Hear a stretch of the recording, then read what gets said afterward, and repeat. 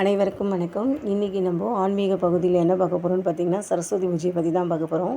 அதாவது நவராத்திரி கொலு பொம்மை வச்சாலும் வைக்கலைனாலும் இந்த சரஸ்வதி பூஜையை எல்லாருமே கொண்டாடுவாங்க.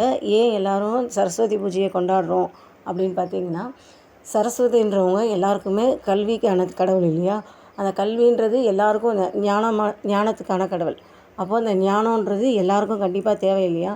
அதனால் எல்லாருமே இந்த சரஸ்வதி பூஜையை கொண்டாடணும். இந்த பூஜையை எப்படி கொண்டாடணும்னு பார்த்திங்கன்னா, எல்லாருக்கும் தெரிஞ்சது தான், இருந்தாலும் சொல்கிறேன். அதாவது கொலு வச்சுருக்கவங்க அந்த கொலுவுக்கு கீழேயே ஒரு மனை போட்டு புஸ்தகத்தெல்லாம் ஒரு மனையில் கோலம் போட்டு புஸ்தகத்தெல்லாம் அடக்கி நார்மலாக சரஸ்வதி பூஜை எப்படி பண்ணுவாங்களோ பண்ணலாம். இல்லை நாங்கள் கொலு வைக்கலை அப்படின்றவங்க சாமிக்கிட்ட, அதாவது சாமி ரூமில் இடம் இருந்ததுன்னா அங்கேயே ஒரு கோலம் போட்டு மனையில் புக்கெல்லாம் வச்சு பண்ணலாம். இல்லை அப்படின்னா ஹாலில் நமக்கு எந்த இடத்துல இடம் இருக்கோ அந்த இடத்துல சுத்தமான இடத்த பெருக்கி தொடச்சி கோலம்லாம் போட்டு அந்த இடத்துல ஒரு மனையை போட்டு அந்த மனையிலையும் கோலம்லாம் போட்டு புஸ்தகத்தெல்லாம் அடுக்கி வச்சு எல்லாம் பண்ணலாம். அந்த புஸ்தகத்துக்கு சந்தன குங்குமம்லாம் இட்டு பூஜை பண்ணுறது நம்ம எப்பயும் பூஜை பண்ணுற மாதிரி பண்ணலாம். ஏன் சரஸ்வதி பூஜையை கண்டிப்பாக செய்யணும் அப்படின்னு சொல்லி பார்த்தீங்கன்னா, ஃபஸ்ட்டே சொன்ன மாதிரி தான் ஞானத்துக்கான கடவுள் இல்லையா? ஞானன்றது எல்லாருக்குமே தேவை இல்லையா? அறிவு இருந்தால் தான் அடுத்து எல்லா விஷயமே. அப்போது சரஸ்வதி வந்துட்டால் நமக்கு அறிவு வந்துடும். அறிவு வந்ததுன்னா ஆட்டோமேட்டிக்காக நமக்கு செல்வம் வந்துடும். செல்வம் வந்ததுன்னா எல்லாமே வந்துடும் இல்லையா? அதனால தான் கண்டிப்பாக சரஸ்வதி பூஜையை எல்லோரும் கொண்டாடணும் அப்படின்னு சொல்லியிருக்காங்க. நவராத்திரியும் அது சேர்ந்து வர்றதுனால நவராத்திரி பண்ணுறவங்களும் சேர்ந்து அதோடு பண்ணலாம்.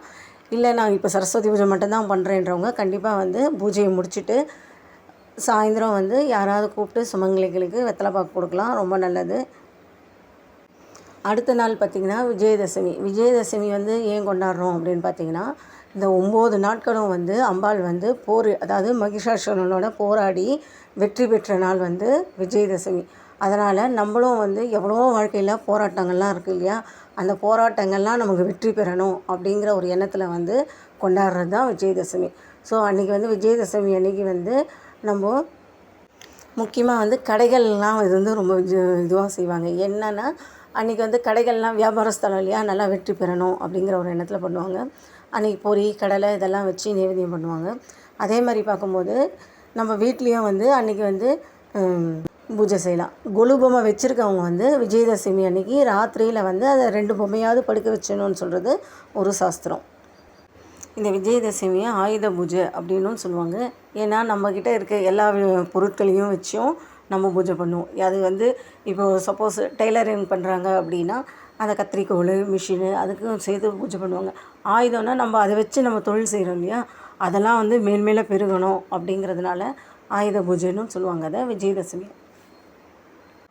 இப்போல்லாம் பார்த்திங்கன்னா பெண்கள் கூட அன்றைக்கி ஒரு நாள் லீவ் விட்டுட்டு சமையல்லாம் பண்ணாமல் கரண்டியெல்லாம் வச்சு பூஜை பண்ணுறது ஒரு ஃபேஷனாக பண்ணிட்டுருக்காங்க. இந்த விஜயதசமி நம்ம செய்கிற தொழிலுக்காக அது மேலும் மேலும் வெற்றி பெறணும் அப்படிங்கிற ஒரு எண்ணத்தினால விஜயதசமி பண்ணுறோம். ஏன்னா அன்றைக்கி அம்மன் போர் புரிஞ்சு வெற்றி பெற்ற நாள் இல்லையா? அதனால் நம்மளும் வெற்றி பெறணும் அப்படிங்கிற ஒரு எண்ணத்தில் தான் இந்த விஜயதசமி பண்ணுறாங்க. அதை தவிர அந்த விஜயதசமி அன்றைக்கி புதுசாக ஸ்கூல் சேர்க்குற பசங்களையும் ஸ்கூல் சேர்ப்பாங்க. ஏன்னா விஜயதசமி அன்றைக்கி ஸ்கூல் சேர்க்கும் போது ஃபஸ்ட் டைமாக ஸ்கூல் சேர்க்கும் போது அந்த பசங்களுக்கு கல்வி அறிவும் நிறையா வரும் அப்படிங்கிறது ஒரு நம்பிக்கை. அன்றைக்கி பார்த்திங்கன்னா கோவிலெல்லாம் சில இடத்துலலாம் பண்ணுவாங்க. நெல்லெல்லாம் பரப்பி அந்த குழந்தைய உட்கார வச்சு அந்த நெல்லில் எழுத வச்சு சொல்லி தருவாங்க. கோவிலில் அந்த பூஜையை முடித்ததுக்கப்புறமா அன்றைக்கி ஸ்கூலில் அட்மிஷன் எல்லா இடத்துலையுமே இருக்கும், கேள்விப்பட்டிருப்பீங்க. ஸோ அதனால் புதுசாக ஸ்கூல் சேர்க்குறவங்க இந்த விஜயதசமி அன்றைக்கி ஸ்கூல் சேர்த்திங்கன்னா ரொம்ப ரொம்ப நல்லது.